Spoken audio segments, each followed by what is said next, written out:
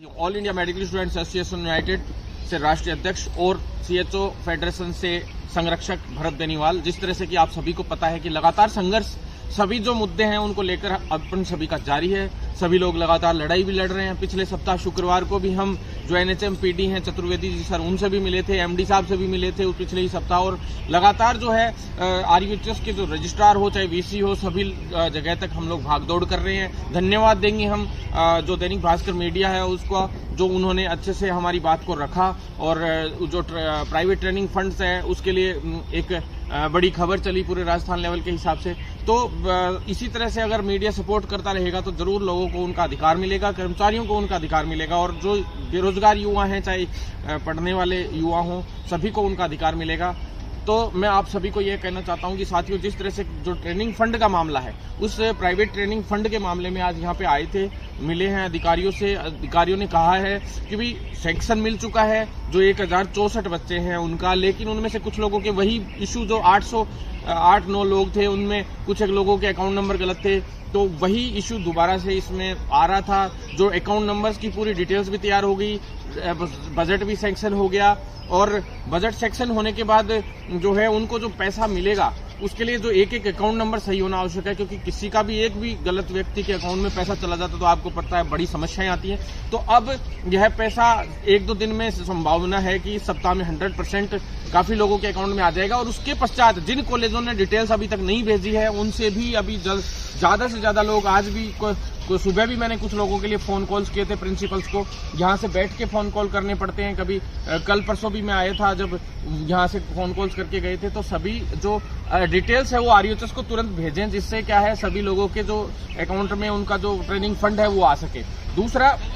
मैं आपको बता दूं साथियों, जो कुछ कॉलेजेस हैं जैसे जिन्होंने जबरदस्ती फर्जी साइन कर लिए थे, उनके लिए हमने यहाँ पे आरटीआई लगा दी है, और जल्द ही उनकी सूचना हमें उपलब्ध होगी कि भी साइन किस तरह से उनके किए गए। जैसे कुछ लोगों को सिर्फ 10,000 रुपए मिले हैं, 2-3 कॉलेजेस में ऐसा हुआ है। तो ऐसे जो कॉलेजेस हैं उनमें जिनके फर्जी साइन अगर करके भेजे हैं कॉलेज वालों ने, तो उनके खिलाफ सख्त से सख्त कार्रवाई करेंगे। हम न्यायालय में भी जाएंगे और उसमें एफआईआर भी 420 की दर्ज होगी, और बड़ा ये मामला बनेगा, राजस्थान लेवल का मामला बनेगा। उस कॉलेज की मान्यता जाने की भी पूरी संभावना है। या तो कॉलेज वाले इस मामले को सीएचओ लेवल पे जाकर निस्तारित कर लें, अन्यथा बड़े मामले की ओर ये जाएगा। भ्रष्टाचार का ये मामला है, उनके खिलाफ सख्त से सख्त कार्रवाई हम करेंगे, किसी को भी बख्शा नहीं जाएगा। साथ में जो इंसेंटिव का इशू चल रहा है, उस इंसेंटिव के इशू के लिए पिछली शुक्रवार को जो बैठक हुई थी उसमें मेरे साथ कुछ प्रतिनिधि भी गए थे, जैसे अभिषेक भाई थे, दीपक वगैरह, सभी साथी लोग, जो सर्वेश जी वगैरह, ये लोग आए थे, काफी साथी लोग, तो वो लोग वहां पे हमारे साथ मीटिंग में मौजूद रहे थे। उसमें जो इशू आ रहा था वो सबसे बड़ा यही था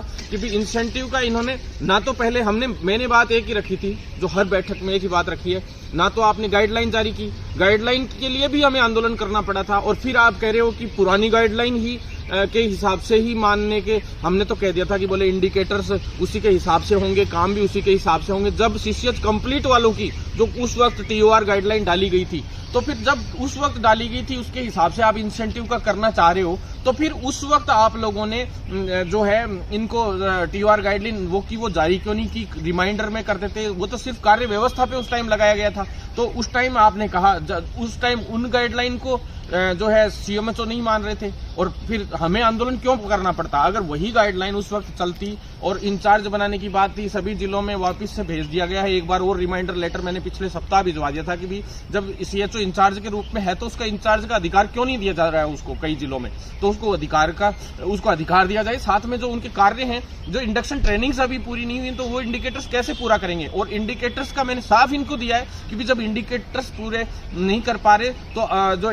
इंडिकेटर्स हैं जो वो पूरे उनके सामने ही नहीं थे, पूरा प्रॉपर तरीके से उनकी गाइडलाइन ही जारी नहीं हुई थी, तो वो अदर कार्य ही करेंगे। तो अदर कार्य उनसे करवाए गए थे, तो इंडिकेटर्स थे उनके लिए साफ साफ स्पष्ट निर्देश किए गए भी इंडिकेटर जो इंडक्शन ट्रेनिंग्स है वो करवाने के बाद से उसमें, तो इन्होंने अलग से इंसेंटिव के लिए आदेश डाल दिया है। आपने देख लिया होगा, आज ही डाला गया है, और आज सुबह हमारी बैठक भी हुई थी इस विषय पे, और साफ कह दिया था मैंने कि भी आप स्पष्ट शब्दों में कम से कम अब तो डाल दो कि भी इस महीने से तो कम 100% पॉजिटिव तरीके से अब आगे से किस तरह से इंसेंटिव दिया जाएगा। लेकिन इससे पहले के लिए इन्होंने बार बार कह रहे हैं हम बैठक रख रहे हैं, ऐसे कर रहे हैं। बार बार बैठक ही रखते रहते हैं। पिछले 4 सप्ताह से बैठक चल रही है। साफ साफ स्पष्ट शब्दों में हमने कह दिया है कि भाई अब इस पर निर्णय होना चाहिए और तुरंत प्रभाव से इसका निर्णय करने की बात हो चुकी है। इन्होंने जब हमने कह दिया कि भाई जब इनके लिए कोई इंडिकेटर्स या कुछ जारी नहीं हुआ है और इनसे अंधाधुंध किसी भी काम में आपने काम करवाए, इंडिकेटर से ज्यादा काम तो आपने पहले से करवा रखा है, चाहे कोई भी तरीके से कोई ग्रामीण गेम्स का हो या कहीं भी ड्यूटी आपने लगाई है, तो हर तरीके से इन्होंने काम किया है और इंडिकेटर्स नहीं होने की वजह से इनको कितने नुकसान भुगतने पड़े मुझे पता है। तो इंसेंटिव पूरा का पूरा मिलने की पूरी संभावना हो गई है। हमने पूरे कारण और क्यों मिलना चाहिए, कैसे मिलना चाहिए